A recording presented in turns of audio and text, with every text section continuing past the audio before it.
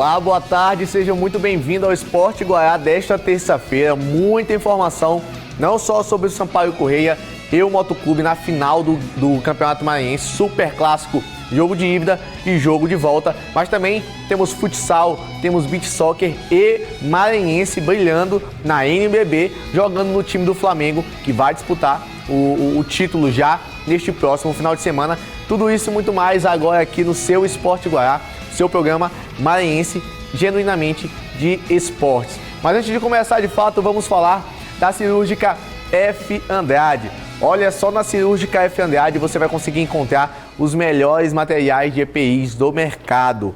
São luvas, toucas, máscaras, dentre tantos outros materiais de EPIs fundamentais neste momento de pandemia, que graças a Deus já está passando aos poucos, mas ainda tem sérios problemas e sérios riscos à saúde.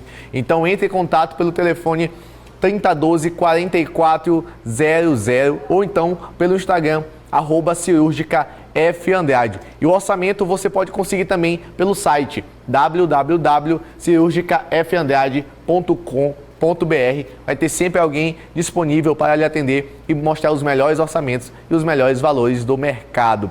E olha, vamos começar falando sobre Balsas Futsal. Olha, o Balsas Futsal está fazendo muito bonito nesta temporada de 2021. É o principal e maior vitorioso futsal do Maranhão e já está classificado para a fase seguinte da Copa do Brasil e também do Campeonato Maranhense. O Balsas Futsal está disputando as duas competições ao mesmo tempo. O Balsas Futsal mostra força, despacha o Jazz Piauí e avança na Copa do Brasil de futsal. O Balsas avançou para a segunda fase da Copa do Brasil depois de vencer no último domingo o Jazz Piauí por 4-1 na prorrogação. O time piauiense precisava de uma vitória simples para levar a decisão à prorrogação e conseguiu, venceu por 5-4 no tempo normal. Precisando de uma vitória simples para levar o duelo à prorrogação, o Jazz começou a todo vapor e ainda no primeiro minuto de jogo abriu o placar com o Alexandre. Na sequência, Vassoura fez o segundo. Aos poucos, o Balsas começou a se encontrar na partida. As jogadas passaram a fluir mais naturalmente no final da etapa inicial. Um contra-ataque do time maranhense chegou nos pés de Alain, que marcou o primeiro do time maranhense.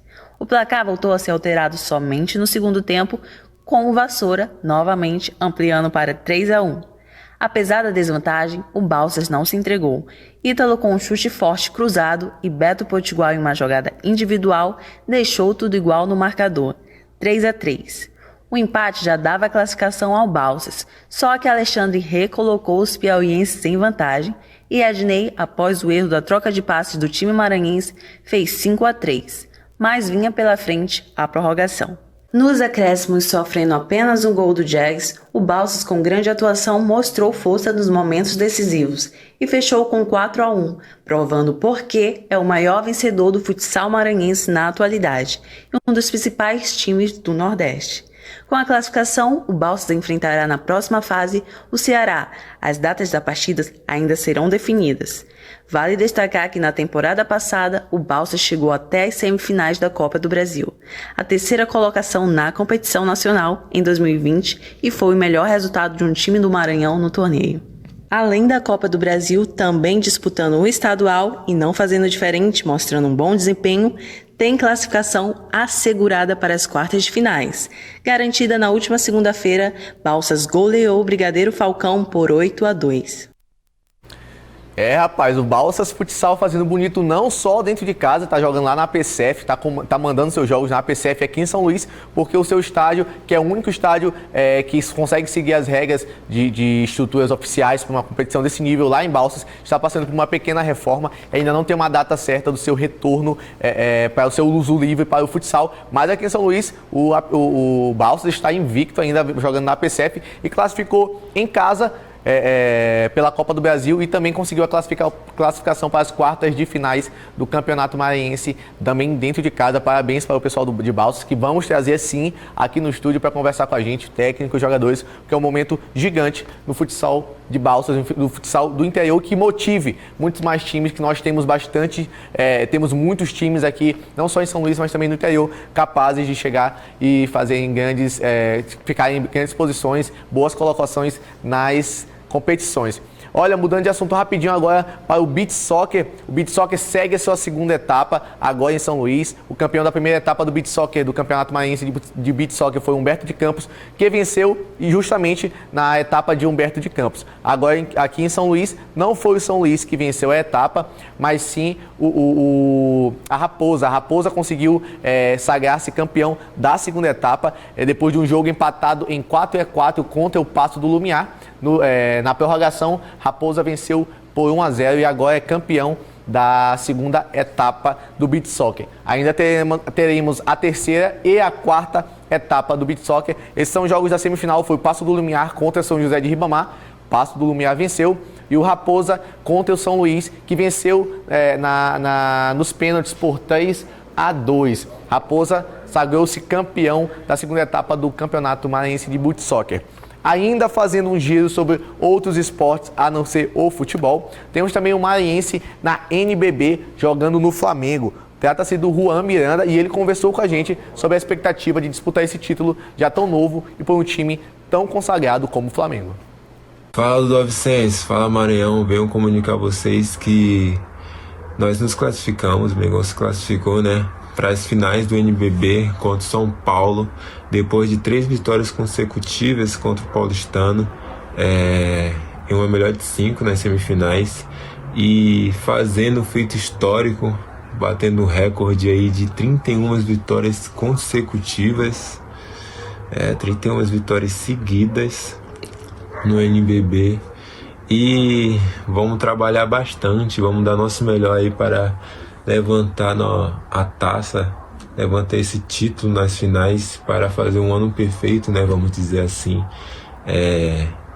Pois fomos campeão do Carioca, campeão do Super 8, campeão da Champions, e se tudo der certo, vamos ser campeão aí também, né, do NBB. Mas para isso eu conto com a presença de vocês, conto com a torcida de todos vocês, no dia 22, no sábado, às 4 horas, contra o São Paulo, que é nosso primeiro jogo. Um grande abraço e um beijo. Rapaz, o Juan Miranda tendo a oportunidade de sagrar-se campeão da NBB 2021. Todo apoio, toda a torcida ao nosso destaque maranhense na final da NBB. Vamos para um rápido intervalo e na volta, muitas informações sobre Sampaio Corrêa e Motoclube, que além de ter que enfrentar o desafio de jogar às 10 horas da manhã, também vão enfrentar possíveis desfalques nos seus elencos para o jogo de sábado.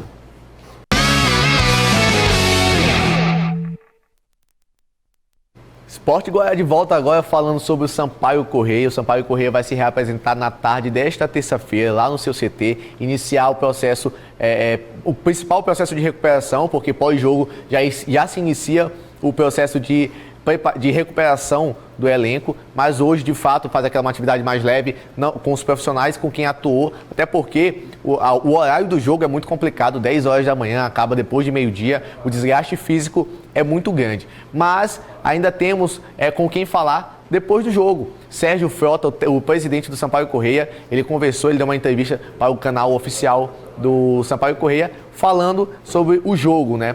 Primeiro conversou sobre o jogo e falou que o jogo sim está em aberto e tudo ainda pode acontecer no jogo de volta no próximo sábado.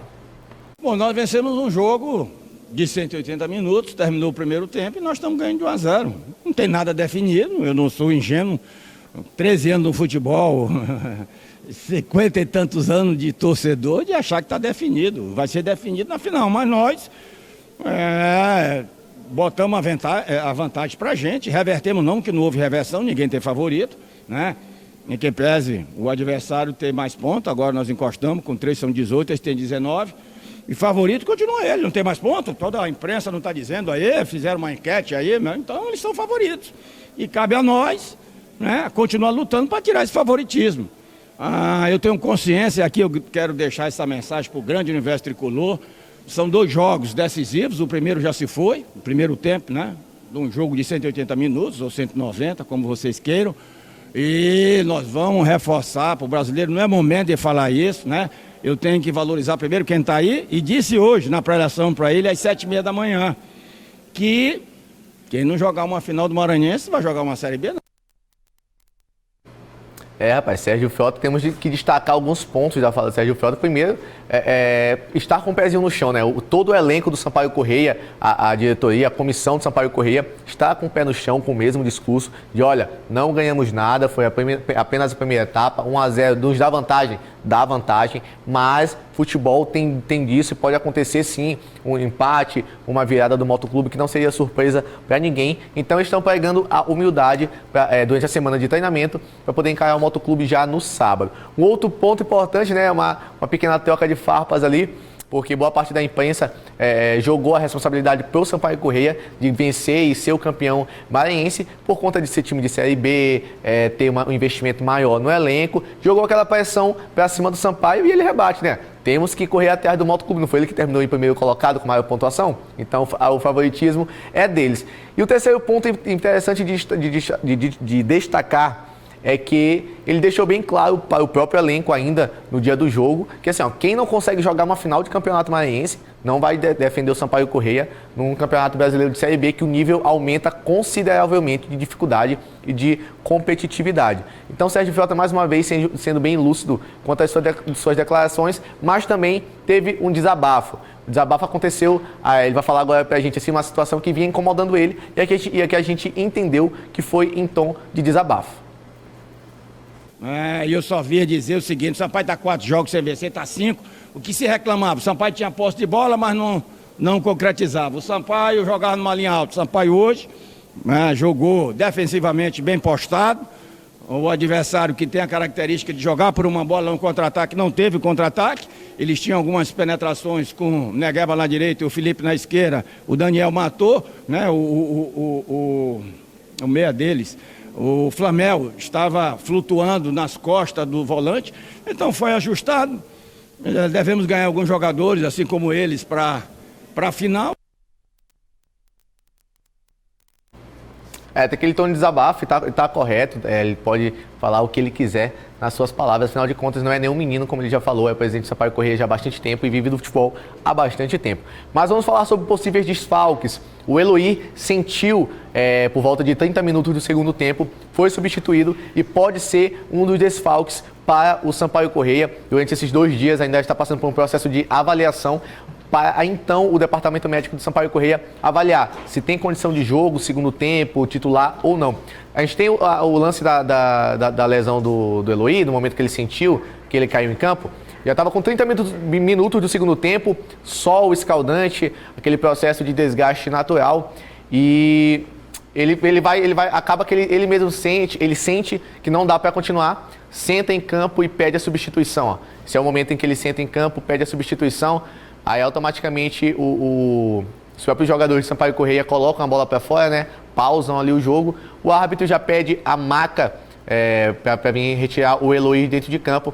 Aparentemente ali na perna esquerda, a posterior da perna esquerda, em que o Eloy pede para ser substituído. É um desfalque grande, caso não venha participar do jogo de sábado contra o Motoclube, porque o Eloy foi uma das peças fundamentais na criação e na manutenção da posse de bola do meio de campo do Sampaio Corrêa. Ele que estava dando o cadenciamento do jogo, a visão de jogo estava partindo dele, principalmente vindo buscar a bola. A gente sabe que o Eloy já não é mais nenhum menino e, obviamente, esse horário de jogo pode ter prejudicado para esse desgaste físico maior. Vamos aguardar o boletim médico do Sampaio Corrêa para então ter um posicionamento oficial sobre isso.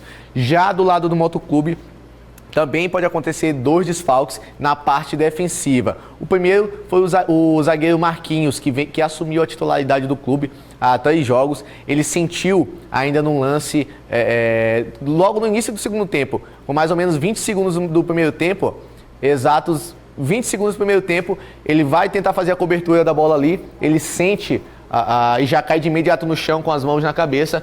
Automaticamente o juiz já vai se aproximando, já vai pedir para vir a maca também. Lembrando que só um detalhe, a maca foi bastante utilizada nesse jogo, né? Muito desgaste físico, muito complicado para os atletas. Então o Marquinhos pode ser um desfalque. Também estamos aguardando o boletim médico do Motoclube para saber a situação do Marquinhos, se vai conseguir se recuperar a tempo ou não. Outro desfalque importante é o lateral direito Diego Renan. Diego Renan também sentiu no segundo tempo, por volta dos 20 minutos, depois de uma bola alçada ali no setor defensivo do Motoclube. Assim, na caída, né, na passada, ele já sentiu a mão foi no adutor. Aparentemente, o problemazinho ali no adutor. Ainda tentou, né, fazer aquela pequena massagem ele mesmo ali, mas já sentiu que não dava mais para ele. O Marquinhos saiu de campo, quem entrou foi o zagueiro Anderson, que vinha sendo titular do Motoclube durante toda a competição. E essa é uma imagem que a gente consegue mostrar melhor, né, o momento em que ele sente, o momento exato em que ele sente. Também estamos aguardando o posicionamento do departamento médico do Motoclube. Quem entrou no lugar do Dieguinho foi o zagueiro Guilherme, que vinha como titular do Motoclube durante toda a reta final do Campeonato Brasileiro da Série D, mas teve uma pequena lesão no joelho, passou um tempo de recuperação, mais ou menos 2 meses em recuperação, perdeu espaço naturalmente dentro do elenco do Moto como titular, mas recuperou, voltou a ser relacionado e entrou inclusive no lugar de Diego Renan, sem comprometer de forma alguma. Inclusive teve algumas oportunidades ofensivas de cruzamento ali próximo da área do Sampaio Corrêa, mas que não conseguiu resultar em gols. Então tanto o Sampaio Corrêa quanto o Motoclube podem ter desfalques, e desfalques bastante importantes para o jogo de sábado. A gente tem os melhores momentos do jogo do Sampaio Corrêa e do Motoclube para mostrar para o nosso telespectador. São desfalques que, caso venham a ser confirmados, serão de suma importância e podem sim desequilibrar o jogo, porque ali na zaga, no lugar do Marquinhos pelo Motoclube, temos o zagueiro Anderson, também temos o Rodrigo Barreto, mas o Marquinhos vinha sendo como titular ao lado do Antônio Lara. Já pela lateral, o Júnior Amorim já pode optar por uma improvisação com o Vinícius Paiva, como ele tentou fazer uma dobradinha entre Diego Renan e Vinícius Paiva, Diego Renan lateral e Vinícius Paiva improvisado como ponta. Mas não deu muito certo, o Vinícius Paiva estava meio perdido na posição, tanto é que depois que ele voltou para a sua posição de origem, para a lateral esquerda do campo, voltou a render, chegou muito bem ofensivamente, muito mais do que havia feito no primeiro tempo como ponta. Teve poucas oportunidades ali de chegar finalizando ou de tentar fazer uma jogada ofensiva mais efetiva. Fato é que sem Dieguinho e sem Marquinhos é um possível problema sim para o técnico Júnior Amorim, que também vai ter que contar com o desgaste de alguns jogadores. O Negueba foi bastante exigido durante toda a partida, então é um jogador que a gente tem que o Moto tem que ter uma atenção muito maior na parte física. É jovem, pode se recuperar rápido, obviamente, mas jogar num sol desse e correr o tanto que ele correu é de se precaver um pouco mais. Pelo lado do Sampaio Corrêa, o Eloy pode não jogar contra o Motoclube já no sábado, mas tem notícias boas também. Isso porque outros jogadores da parte ofensiva estão voltando. É o caso do meia Rodrigo Andrade, que veio para assumir a camisa 10 do Sampaio Corrêa, para mostrar o futebol e mostrar o talento que exibiu dentro de campo durante todo o campeonato brasileiro da Série C de 2019. Saiu como um cara que mudou o jogo do Sampaio Corrêa e está voltando para o Sampaio Corrêa.